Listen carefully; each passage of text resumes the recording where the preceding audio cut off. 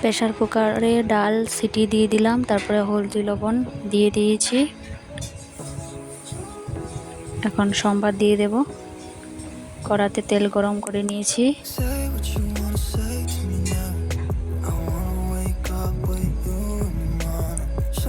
সম্বাসে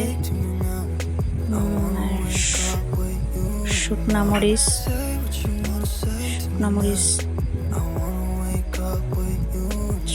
মরিচ দিয়ে দিলাম। তেজপাতা, পাঁচফোড়নও দিয়ে দেব একে একে। পাঁচফোড়ন, তারপরে তেজপাতা দিয়ে দেব।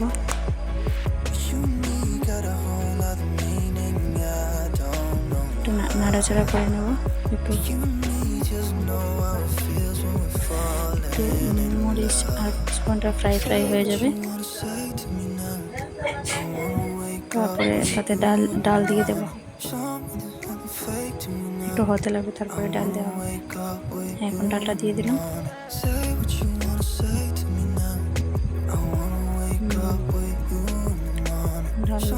ডালটা ভালো করে ফুটিয়ে নেব, নাড়িয়ে দিলাম। হয়ে গেল আমার ডালের রেসিপি।